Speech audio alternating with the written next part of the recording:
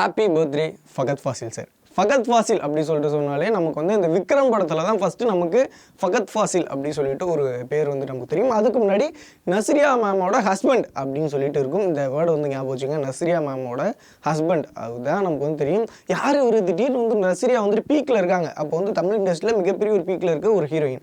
அவங்க வந்து பார்த்தீங்கன்னா ஃபகத் ஃபாசில் ஒரு யாருனே தெரியல ஒரு கல்யாணம் பண்ணுறாங்கன்னு சொல்லிட்டு எல்லாரும் யோசிச்ச மாதிரி நம்மளும் வந்து யோசிச்சிருப்போம். அப்படி யோசிச்ச ஒரு மனுஷன் இன்னைக்கு வந்து ஃபகத் ஃபாசில் சாரோட ஒய்ஃபு தான் நஸ்ரியா அப்படி சொல்கிற அளவு வளர்ந்துருக்காருன்னா அந்த வார்த்தை எந்தளவு உண்மைன்னு உங்களுக்கே தெரியும். இதுக்கப்புறம் வந்து பார்த்தீங்கன்னா இப்போ வந்து லேட்டஸ்ட்டாக ரிலீஸ் ஆன படம் மாமன்னன் படத்தில் வந்துட்டு வேறு லெவலில் வந்துட்டு பெர்ஃபார்ம் பண்ணியிருப்பார். வில்லனாக வந்துட்டு கொண்டாடிட்டு இருக்காங்க. இவங்க வந்து பார்த்தீங்கன்னா ஹீரோ ரேஞ்சுக்கு வச்சு கொண்டாடிட்டு இருக்காங்க. அது இப்போ இருக்கிற ஒரு மீம்ஸ் பேஜில். ஏன்னா அந்தளவு வந்து ஆக்டிங் கொடுக்கக்கூடிய ஒரு பர்சன். இந்த அளவு வந்துட்டு ஒரு ஆக்டிங் கொடுக்கக்கூடிய ஒரு பர்சன் எப்படி ஒரு மாறினார் அப்படின்னு சொல்லிட்டு அப்படியே ஒரு கடந்த காலத்துக்கு வந்து ட்ராவல் பண்ணி போகணும்னா இவர் கிட்டத்தட்ட ஒரு 20 வயசு 21 வயசில் வந்துட்டு மலையாள இண்டஸ்ட்ரியில் உள்ளே வந்துட்டு என்ட்ரு ஆகுறாரு. ஒரு டேரக்டர், ஒரு பெரிய டேரக்டரோட பையன்.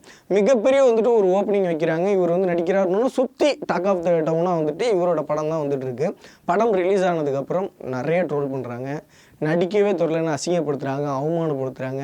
எங்கே பார்த்தாலும் இவர் போயிட்டு இது பண்ணுறாரு. அப்போ வந்துட்டு இவர் ஒரு இன்டர்வியூவில் வந்து சொல்கிறாரு, நான் வந்து போரான்னு நடிச்சிருக்கேன், எனக்காக வந்துட்டு எங்கள் அப்பா வந்து ப்ளேம் பண்ணாதீங்க அப்படின்ற அளவு இவர் பயங்கரமாக மனசு கஷ்டப்பட்டுருக்காரு.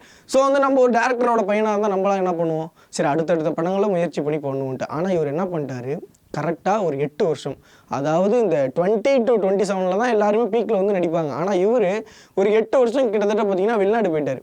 வெளிநாட்டில் போய் இவர் என்ன பண்ணுறாரு ஏது பண்ணுறாருன்னு யாருக்குமே தெரில. என்னடா ஒரு படம் வந்துச்சு, அதுக்கப்புறம் இவர் பேரே தெரியல அப்படி சொல்லிட்டு எல்லாரும் யோசிக்கிற அளவு இவர் 7 வருஷம் 8 வருஷம் போயிட்டார். திருப்பி கம்பேக் வந்து கொடுக்குறாரு. திருப்பி அடுத்தடுத்த படங்கள் வரிசையாக ஒரு 10 படங்கள் நடிக்கிறார். ஒரு 2 வருஷத்துக்கு கிட்டத்தட்ட ஒரு 10 படங்கள் நடிக்கிறார். 10 படமே மிகப்பெரிய ஒரு ஹிட். ஒரு சில இடத்துல வந்து கொஞ்சம் வந்துட்டு ஃபினான்ஷியலாக கொஞ்சம் கம்மியாக இருந்தாலும் வரிசையாக எல்லாமே வந்து ஹிட்டு படமாக கொடுக்குறாரு. அவர் ஆக்சுவலாக அந்த வருஷத்தும் என்ன பண்ணிருக்காருன்னா 10 வருஷம் அங்கே போய் ஆக்டிங் ஸ்கூல் போயிருக்காரு. ஆக்டிங் ஸ்கூல் போய் ஆக்டிங் கம்ப்ளீட்டாக கற்றுக்கிட்டு வந்துட்டு அதுக்கப்புறம் வந்து இறங்கியிருக்காரு. இப்போவும் வந்துட்டு தமிழ்நாட்டில் ஒரு கேரளா ஆக்டர், ஒரு மலையாள ஆக்டர் கொண்டாடுற அளவு அவரோட பர்ஃபார்மன்ஸ் வந்து இருக்குன்னு சொல்லலாம். விக்ரம் படத்தில் வந்துட்டு கமல் சாரோட பர்ஃபார்மன்ஸ் வந்துட்டு உங்கள் எல்லாருக்குமே தெரியும். அதே அளவு ஒரு பர்ஃபார்மன்ஸ் வந்து ஈக்குவலாக யார் கொடுத்துருக்கான்னு கேட்டிங்கன்னா ஃபகத் ஃபாசில் சார் வந்து கொடுத்துருக்காரு. ஸோ அந்தளவு ஒரு டெடிக்கேஷனான வந்துட்டு ஒரு ஆர்டிஸ்ட் அப்படின்னு கூட சொல்லலாம். அதுக்கப்புறம் தான் வந்து பார்த்திங்கன்னா உங்களுக்கே தெரியும் இவரோட வெற்றி பயணம் இன்னும் வந்து தொடரணும் அப்படின்னு சொல்லிட்டு.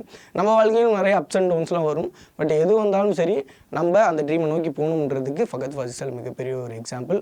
Happy birthday.